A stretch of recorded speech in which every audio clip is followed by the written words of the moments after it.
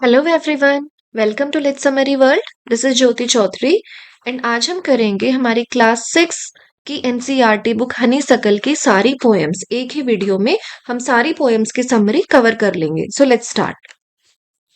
तो सबसे पहली पोएम हमारी है a house a home, written by Lorraine M Halli. What is a house? It's brick and stone and wood that's hard. What is a home?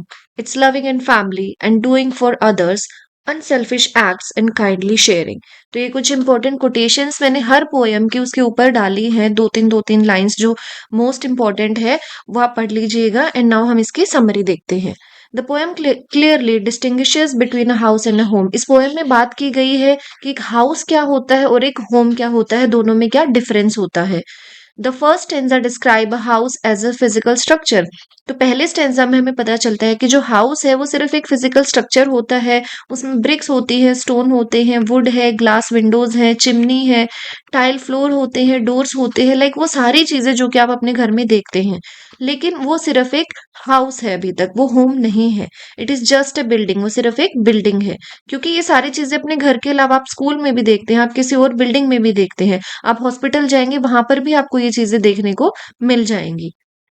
Cold and lifeless without people. The second stanza explains that a home is something emotional and alive. अब second stanza में हमें पता चलता है कि home क्या होता है। home होता है something that is alive, जहाँ पर लोग रहते हैं, जहाँ पर प्यार होता है, एक दूसरे का ध्यान रखा जाता है, इमोशंस होते हैं, क्रिएटेड बाय फैमिली मेंबर्स, और फैमिली मेंबर्स ही उस घर को घर बनाते हैं, लाइक हाउस को होम बनाते हैं। आपके ब्रदर सिस्टर फादर मदर सभी वहां जब रहते हैं तब हम कहते हैं कि जो हाउस है वो होम बन चुका है। And all the family members perform unselfish act, कि आप बिना किसी सेल्फिशनेस के, बिना किसी मतलब के आप एक दूसरे की हेल्प करते हैं, एक दूसरे का ध्यान रखते हैं, शेयर करते हैं अच्छी अच्छी चीजें, अपने थॉट्स शेयर करते हैं, अपनी चीजें शेयर करते हैं। And always show care and concern for one another. Without these feelings even a beautiful building remains only a house. अगर ये सारी फीलिंग्स नहीं है हम लोगों के बीच में और हमें घर में रह रहे हैं, तो हमारा जो घर है वो भी एक हाउस ही है, होम नहीं है। तो हमें हमेशा अपनों का, अपने प्यारों का हमेशा ध्यान रखना चाहिए। अब मीनिंग क्या है इसका, हिडन मीनिंग क्या है इस पोएम का? Material possessions alone can not give warmth and happiness. कि जो मटेरियलिस्टिक वर्ल्ड होता है, जो संसार में हम जो चीजें देखते हैं, इस दुनिया में हम जो चीजें देखते हैं, सिर्फ उनसे आपको हैप्पीनेस नहीं मिल सकती, सिर्फ पैसा आपको हैप्पीनेस नहीं ला सकता। True Joy and security come from love. लेकिन जो सच में जो आप जॉय फील करते हैं, जो सिक्योरिटी आप फील करते हैं, जो अपनापन आपको फील होता है, लव फील होता है, वो सिर्फ किससे आता है? जब आप आपस में एक दूसरे से प्यार करते हैं, केयर करते हैं, और आपका बिहेवियर जो है उसमें काइंडनेस है और स्ट्रॉन्ग फैमिली रिलेशनशिप्स हैं। तो यहाँ पर हमारी फर्स्ट पोएम खत्म हो जाती है। बहुत ही प्यारी सी स्वीट सी पोएम थी। Now the second poem, the kite, Harry Behn इन्होंने ये लिखी है। How bright on the blue is a kite when it's new, with a dive and a dip it snaps its tail, but a raggeder thing you never will see when it flaps on a string in the top of a tree. तब इस poem में आपको पता चल गया होगा कि हमें काइट की बात करने वाले हैं। काइट की जर्नी कैसी होती है वो हम देखेंगे।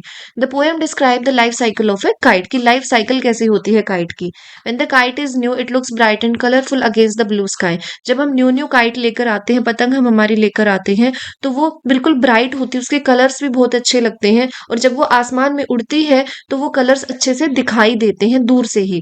With the help of a favourable breeze it flees gracefully. और जब हल्की हल्की सी हवा चलती है, ब्रीज का मतलब होता है जब थोड़ी थोड़ी सी हवा चलती है, उसकी हेल्प से जो काइट है वो फ्लाई करती है, ग्रेसफुली वो जाती है, diving dipping snapping its tail. और हम देखते हैं कि कैसे वो डाइव करती है हवा में और कैसे वो यहाँ से वहां अपनी टेल को लेकर घूम रही होती है। But when the wind changes और द स्ट्रिंग ब्रेक्स, लेकिन जब हवा बदल जाती है, या फिर जो उसकी स्ट्रिंग है, जो हम तार यूज करते हैं काइट को उड़ाने के लिए, वो टूट जाती है, the same kite gets torn. तो जो हमारी काइट है जो इतनी सुंदर थी अब तक, वो भी फट जाती है, crashes and get stuck in a tree, और कहीं किसी पेड़ में जाकर अटक जाती है। There it hangs limply ragged and lifeless, और फिर वो ऐसे लटकी होती है बिल्कुल फटी हुई, और जैसे कि उसमें अब कोई जान नहीं है और वो कंप्लीटली मर चुकी है। A sad and pitiful site, और ये देखकर हमें बिल्कुल भी अच्छा नहीं लगता। नाउ हिडन मीनिंग क्या है इस पोएम का? The poem symbolises the ups and downs of life. तो ये काइट की ही बात नहीं है, ये हमारी लाइफ में जो अप्स एंड डाउन्स आते हैं उनकी बात है। जो उतार चढ़ाव हमारी जिंदगी में आते हैं वो हमें इसमें दिखाने की कोशिश की गई है। Success, Joy and glory depends on favourable conditions, कि हमें सक्सेस भी मिलती है, जॉय भी होता है, ग्लोरी भी हम फील करते हैं अपनी लाइफ में, लेकिन वो डिपेंड करती है कि हमारी लाइफ की कंडीशंस कैसी हैं। व्हेन सपोर्ट इज लॉस्ट, लेकिन जो सपोर्ट हमें चाहिए होता है, अगर वो सपोर्ट कहीं से लॉस्ट हो जाए, वो गुम हो जाए, even the brightest things can fall and lose their beauty. तो चाहे वो कितनी ही अच्छी चीज क्यों ना हो, वो भी एक दिन फेल हो ही जाती है। जैसे कि काइट का सपोर्ट ये स्ट्रिंग होती है, अगर ये टूट जाए तो उसका सपोर्ट खत्म हो जाता है। सिमिलरली हमारी लाइफ में भी कोई ना कोई सपोर्ट होता है, अगर वो हमसे छिन जाता है तो हमारी लाइफ में भी हमें हर्डल्स देखने को मिलते हैं। It teaches that life is unpredictable. Coming to the third poem, the quarrel, Eleanor Farjeon, इन्होंने ये पोएम लिखी है। One thing led to another and somehow we fell out, he said he was right, I knew he was wrong, then suddenly my brother thumped me on the back and said, oh come along, I was in the wrong, so he was in the right. तो ये बहुत ही प्यारी सी poem है कि जब एक बहन भाई में झगड़ा हो जाता है तो वो क्या करते हैं और उन्हें कैसा फील होता है।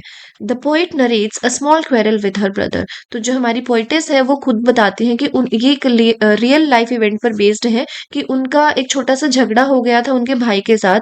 It starts over something very minor, बिल्कुल छोटी सी कोई बात थी जो कि उन्हें अब याद भी नहीं है। But one thing leads to another and they fall out badly. लेकिन एक चीज से दूसरी चीज होती गई और उनका झगड़ा बढ़ता गया। बोथ बिकेम स्टबन, दोनों बिल्कुल जिद्दी हो गए थे। The brother insist he is right, जो भाई था, जो ब्रदर था, वो कहता है कि मैं राइट हूँ, और जो पोइट है वो कहते हैं कि नहीं, तुम रॉन्ग हो। The fight turns the pleasant afternoon dark with anger. जो अच्छा सा दिन था, जो प्लीजेंट आफ्टरनून थी, वो बिल्कुल अब गुस्से में भर चुकी है, बिकॉज ये दोनों ही एक दूसरे से बहुत गुस्सा है। And they hate each other for some time, और दोनों एक दूसरे से कुछ टाइम के लिए नफरत करते हैं। Suddenly the brother pets her on the back affectionately and admits he was wrong. लेकिन तभी उसका जो भाई है वो उसके बैक पर पैट करता है, थपथपाता है और कहता है कि हाँ, मैं ही गलत था। विद दिस सिंपल अपॉलॉजी, उसने एक छोटी सी माफी मांगी है। पीस इज रिस्टोर्ड, अब दोबारा से जो है शांति आ गई है इन दोनों के बीच में। And the poet humorously realises that by admitting he was wrong, poetess जो है हमारी है, फिर वो रियलाइज करती है कि इसने एडमिट कर लिया कि ये रॉन्ग है, her brother has actually become right, लेकिन ये एडमिट कर कर के रॉन्ग है, अब वो एक्चुअली सही हो गया है। नाउ इसका हिडन मीनिंग क्या है? Quarrels between close family members are usually short-lived and over trivial matters, कि जो हमारे छोटे मोटे झगड़े हमारे फैमिली मेंबर्स के साथ हो जाते हैं, स्पेशली सिबलिंग्स की हम बात करें, तो वो शॉर्ट लिव्ड होते हैं, वो बहुत कम टाइम के लिए होते हैं, थोड़ी देर के बाद हम सब वैसे ही हो जाते हैं। Love and affection are much stronger than temporary anger. तो ये छोटी मोटी जो बातें होती है, इनसे कहीं ज्यादा स्ट्रांग होता है हमारा आपस का रिलेशन और हमारा प्यार। अ स्मॉल जेस्चर ऑफ रिकंसाइलेशन और apology can quickly meant relationship, कि अगर आप छोटी सी माफी भी मांग लेते हैं तो उससे सारी चीजें जो है वापस से नॉर्मल हो जाती हैं। Coming to the fourth poem, beauty, E Shure, इन्होंने ये पोएम लिखी है। Beauty is seen in the sunlight, the trees, the birds, beauty is heard in the night winds sighing, rain falling, beauty is in yourself, God, good deeds, happy thoughts.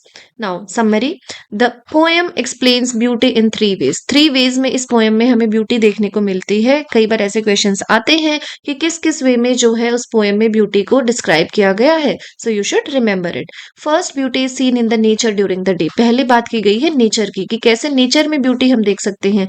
Sunlight shining on the trees, birds flying, corn growing in the field, people working और dancing joyfully during harvest। तो इन सारी चीजों में आप beauty को feel कर सकते हैं, देख सकते हैं। सेकंड जो बात की गई है, that is beauty is heard at night, कि रात को जो है आप ब्यूटी को सुन सकते हैं। In the saying of wind, की जब हवा चलती है उसकी जो हल्की हल्की आवाज होती है। फॉलिंग रेन, जब बारिश की बूंदें गिरती है। और अ सिंगर सिंगिंग ऑनेस्टली, जब सीरियसली कोई सिंगर गा रहा होता है, उसमें भी आपको ब्यूटी दिखाई दे सकती है। थर्ड हमने बात की है most important, beauty lies within our self, very important. जो थर्ड टाइप की ब्यूटी हमें दिखाई गई है, दैट इज कि जो ब्यूटी है वो हमारे अंदर ही लाई करती है। In good deeds do we do, जो हम अच्छे काम करते हैं। हैप्पी एंड पॉजिटिव थॉट्स, जो हैप्पी और अच्छे थॉट्स हम हमारे माइंड में रखते हैं। That stay with us in dreams, work and even rest, जो हमेशा हमारे साथ रहते हैं। Now what is the meaning of this poem? Beauty is not limited to physical appearance, की जो ब्यूटी है वो आउटर अपीयरेंस, फिजिकल अपीयरेंस से ही नहीं देखी जाती है। It exist all around us, कि वो तो हर तरफ हमारे होती है। इन नेचर एंड साउंड्स, की नेचर में भी ब्यूटी है, साउंड्स में भी ब्यूटी है। But the truest and lasting beauty, जो सबसे ज्यादा लास्टिंग ब्यूटी है, कम्स फ्रॉम इनर गुडनेस। वो आपकी अंदर की गुडनेस से आती है, आपके जो काइंड एक्शंस होते हैं और जब अपना माइंड पॉजिटिव रखते हैं, उससे जो है ट्रू ब्यूटी आपको देखने को मिलती है। प्लस आपको सारी चीजें वैसे ही सब सुंदर लगने लगता है। Now the fifth poem, where do all teachers go, Peter Dixon. तो इस पोएम में हम देखेंगे कि जो बच्चे होते हैं उनके अंदर क्यूरियोसिटी होती है कि जो हमारे टीचर्स हैं स्कूल में, तो वो इतने अच्छे हैं, इतने परफेक्ट हैं, स्कूल के बाद वो कैसी लाइफ जीते हैं, क्या वो भी हमारी तरह नॉर्मल लाइफ ही जीते हैं, क्या वो भी ये छोटे छोटे काम करते हैं जो हम करते हैं।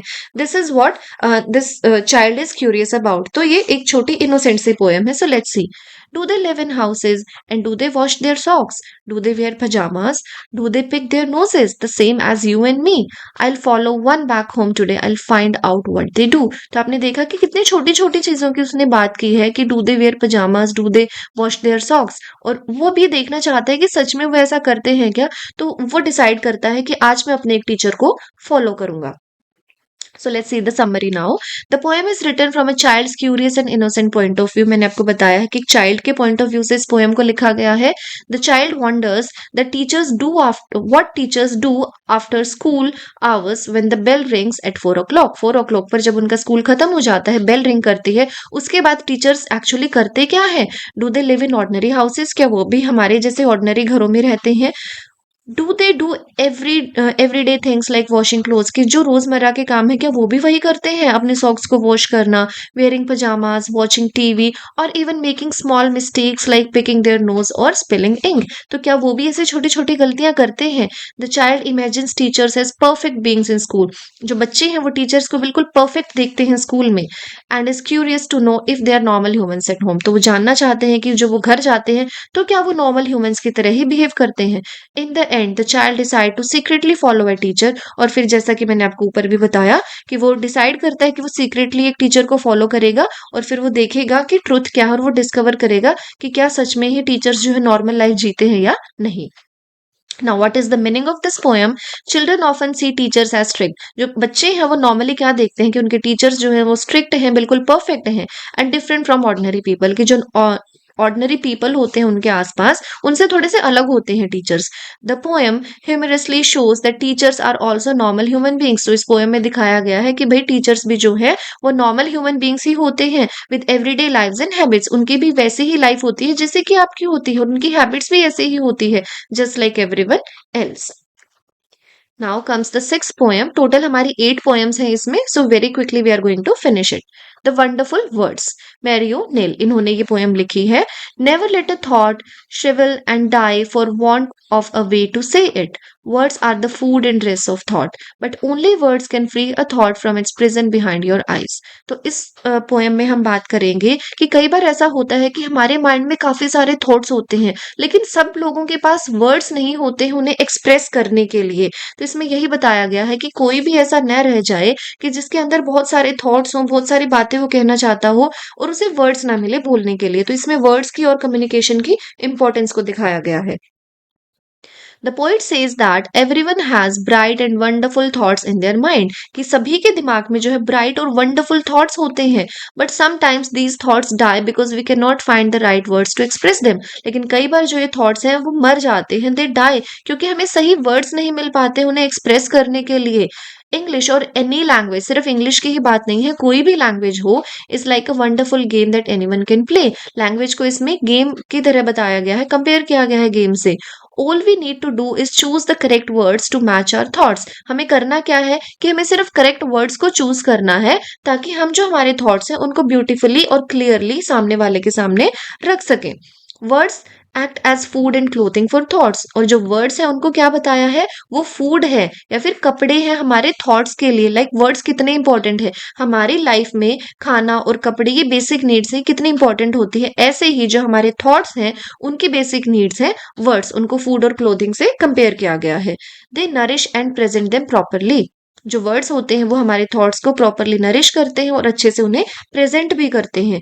Most importantly only words can release beautiful ideas trapped inside our minds. और सबसे इंपॉर्टेंट बात तो ये है कि जो ब्यूटीफुल आइडियाज हमारे माइंड में होते हैं उनको सिर्फ वर्ड्स ही बाहर निकाल सकते हैं and share them with others. और ऐसे ही दूसरे लोगों को हमारे ब्यूटीफुल आइडियाज के बारे में पता चलेगा, perhaps bringing new surprises to the world. और अगर सबके ही थॉट्स बाहर निकलने लगे अच्छे से, तो वर्ल्ड को जो है कितने अच्छे अच्छे सरप्राइजेस भी मिलेंगे। Now what is the meaning of this poem? Language is a powerful tool for communication. जो लैंग्वेज है वो एक पावरफुल टूल है कम्युनिकेशन के लिए। कम्युनिकेशन की इंपॉर्टेंस को इसमें दिखाया गया है। Mastering words help us express our ideas clearly and share the wonderful thoughts inside us. और यही बात है कि अगर आप वर्ड्स को मास्टर कर लेते हैं, आपकी कम्युनिकेशन स्किल्स अच्छी होती हैं, तो आप बहुत अच्छे से अपने थॉट्स को, अपने आइडियाज को प्रेजेंट कर पाते हैं, making creativity and understanding possible. Now the seventh poem vocation, written by Rabindranath Tagore. Vocation का मतलब होता है कि कोई भी जो आपका ऑक्यूपेशन है या फिर कोई भी आप जो काम करते हैं उसको हम वोकेशन बोल देते हैं। There is nothing to hurry him on, there is no road he must take, if I were a hawker gardener watchman. तो इसमें अब जो ये बच्चा है वो बात करेगा अलग अलग ऑक्यूपेशन की। अगर मैं एक हॉकर होता, अगर मैं एक गार्डनर होता या फिर वॉचमैन होता तो मैं कितना फ्री होता। He is a school going child, वो स्कूल जाता है और उसे अपनी लाइफ बहुत ज्यादा रिस्ट्रिक्टेड फील होती है। So let's see the summary now. The poem is narrated by a school boy who feels bound by time tables and rules. उसे बहुत बाउंडेड लगता है, बहुत बंधा हुआ सा फील होता है, क्योंकि उसे टाइम टेबल्स फॉलो करने हैं, उसे रूल्स फॉलो करने हैं। In the morning when school starts at 10, अब उसका स्कूल स्टार्ट हो जाता है 10 बजे सुबह। ही sees a hawker selling bangles and shouting freely. अब वो देखता है कि एक हॉकर, हॉकर होता है जो गलियों में सामान बेचते हुए घूमते हैं, कि वो आराम से अपनी बैंगल्स बेच रहा है और वो चिल्ला रहा है। नो वन हरीज हिम, कोई उसे जल्दी करने के लिए नहीं कहता। नो फिक्स रोड्स और टाइमिंग, कोई फिक्स रोड पर उसे नहीं जाना, कोई टाइम उसका बाउंड नहीं है, वो कभी भी कहीं भी जा सकता है। The boy wishes he were a hawker with such freedom. तो जो बॉय है वो विश करता है कि काश कि वो भी एक हॉकर होता और उसके पास इतनी फ्रीडम होती कि वो कहीं भी कभी भी जा सकता। In the afternoon he watches a gardener digging soil. अब दोपहर को आफ्टरनून में उसे गार्डनर दिखता है जो कि सॉइल को डिग कर रहा है, मिट्टी की खुदाई कर रहा है, like in the picture you can see. No fear of getting dirty और बीइंग स्कोल्डेड। लेकिन इस गार्डनर को तो कोई डर ही नहीं है कि गंदा हो जाएगा या फिर कोई इसे डांटेगा, लाइक उस बच्चे के साथ होता है। ही wishes he were a gardener, फिर वो विश करता है कि काश वो एक गार्डनर ही होता। At night when street lamps are lit, अब रात को जब स्ट्रीट लैम्प्स जल जाते हैं, he sees a watchman walking with a lantern. अब वो देखता है कि एक वॉचमैन आ रहा है, free to roam in the dark lanes. अब वॉचमैन को ये फ्रीडम है कि वो अंधेरे में भी कहीं भी घूम सकता है। The boy again wishes he were a watchman, अब वो विश करता है कि काश कि वो एक वॉचमैन ही होता तो भी उसको फ्रीडम मिल जाती। All three seem to enjoy complete freedom compare to his restricted school life. अब उसे लगता है कि सबको ही फ्रीडम है, सिर्फ मुझे ही नहीं है, मेरी ही जो स्कूल लाइफ है वो काफी ज्यादा रिस्ट्रिक्टेड है। Now, what we get to know from this poem, children often feel school is restrictive and dream of the freedom they imagine in their occupations। तो इसमें यही दिखाया गया है कि उन्हें जो स्कूल्स हैं वो काफ़ी ज़्यादा रिस्ट्रिक्टेड लगते हैं और वो चाहते हैं कि उन्हें फ्यूचर में एक ऐसा ऑक्यूपेशन मिले, ऐसी जॉब मिले जहाँ पर वो फ्रीडम को फील कर पाए। From a distance other jobs appear easy and attractive, दूर से हमें हर जॉब जो है ईजी और अट्रैक्टिव लगती है, but the poem gently shows the innocence of childhood wishes. तो इसमें सिर्फ एक बच्चे के विशेष को दिखाया गया है और बच्चे कितने इनोसेंट होते हैं। Now the last poem, what if. Shel Shel Silverstein, ये इनकी राइटर है। What if, some what ifs crowd inside my ear and pranced and farted all night long and sang their same old what if song. What if I'm dumb in school? What if nobody likes me? अब इसमें again एक छोटी सी बच्ची की बात है, वो बार बार सोच रही है कि क्या होता अगर ऐसा होता, क्या होता अगर वैसा होता। So just एक imagination है। The poet describes how while lying in bed at night thinking peacefully, अब रात को जब वो सो रही है उस टाइम पर वो सोचती है, worrying thoughts suddenly start coming into his mind. Okay, I'm referring it to as a girl, I think because of the picture, but here the poet is a boy. So please make it correct. Here we are talking about a boy. नाउ वो बार बार सोच रहा है कि अगर ऐसा होता तो क्या होता, अगर वैसा होता तो क्या होता। He personifies these worries as what ifs. तो इसीलिए हमारी जो पोएम है उसका नाम भी व्हाट इफ रखा गया है। That crawl into his year and dance around all night, कि सारी रात वो इन चीजों के बारे में सोचता रहा। सिंगिंग अ वरिंग सॉन्ग, और वो इसके बारे में गाना भी गाता रहा। The questions range from serious fears. अब जो क्वेश्चंस है वो सीरियस फियर्स भी उसमें देखने को मिलते हैं, like Fehling in the school. वो सोचता है कि what if I fail in the school, कि अगर मैं स्कूल में फेल हो जाऊं। गेटिंग बीटन अप, क्या होगा अगर कोई मुझे पीट दे। नॉट बीइंग लाइक्ड, अगर कोई मुझे पसंद ना करे। चोकिंग, क्राइंग, ऐसी ऐसी वो बातें सोच रहा है। टू सिली वंस, और कुछ सिली बातें भी वो सोचता है। ग्रीन हेयर ग्रोइंग, कि अगर मेरे बाल ग्रीन होते। टर्निंग थिन, अगर मैं पतला हो जाऊं। लाइटनिंग स्ट्राइकिंग, कि अगर बिजली गिर जाए। These what if thoughts keep troubling him through out the night, और जो ये सारे व्हाट इफ के थॉट्स हैं वो उसको ट्रबल करते हैं through out the night. In the morning when everything looks normal again, और सुबह जब वो उठता है तो देखता है कि सब कुछ नॉर्मल है, ऐसा कुछ भी नहीं होने वाला। और जो उसकी जो वरीज थी, जो उसकी चिंताएं थी, वो सारी डिसअपियर हो जाती है। But the poet knows they will return the next night, लेकिन उसे पता है कि रात को जब वो दोबारा से सोएगा तो फिर से वो सब कुछ ही सोचने वाला है। Now what is the meaning of this? Everyone specially children, यहाँ पे स्पेशली चिल्ड्रन की बात की जा रही है, बच्चों की बात है। एक्सपीरियंसेस अननेसेसरी फियर्स, कि उनके साथ ये होता है कि जो जरूरी नहीं है ऐसे फियर्स को भी वो कई बार फील करते हैं। एंड नेगेटिव थॉट्स भी उनको आते हैं, particularly at night even alone, और स्पेशली कब होता है, जब रात को वो अकेले होते हैं। Most of these worries are imaginary और अनलाइकली टू हैपन, और मोस्टली क्या होती है, ये इमेजिनरी होती है, ऐसा कुछ होता नहीं है। The poem shows how over thinking can cause anxiety, और इसे दिखाया गया है, जो कि आज काफी एक नॉर्मल सी प्रॉब्लम बन गई है देखा जाए तो, कि लोगों को एंजाइटी होती है। उन्हें ऐसी ऐसी प्रॉब्लम्स है कि वो ओवर थिंक कर रहे हैं। साइकोलॉजिकल डिसऑर्डर्स हो रहे हैं इन सारी चीजों से। तो ये इनकी शुरुआत यहीं से होती है। कभी ना कभी आपने भी जरूर सोचा होगा सोते हुए कि अगर ऐसा हो जाए, अगर वैसा हो जाए, लेकिन ऐसा कुछ होता है नहीं। But day time brings back confidence, लेकिन दिन में वापस से जो है बच्चों में भी कॉन्फिडेंस आ जाता है कि everything is normal. Okay, so here we come to the end. यहाँ पर हमारी सारी पोएम्स की समरीज खत्म हो जाती है एक ही वीडियो में। 20 मिनट्स में आई थिंक आपकी रिवीजन हो जाएगी बहुत अच्छे से। एंड जल्दी ही एचटेट का एग्जाम भी आने वाला है, so this video is going to be really helpful for you in that exam as well. So please like, share and subscribe and keep watching. Thank you very much.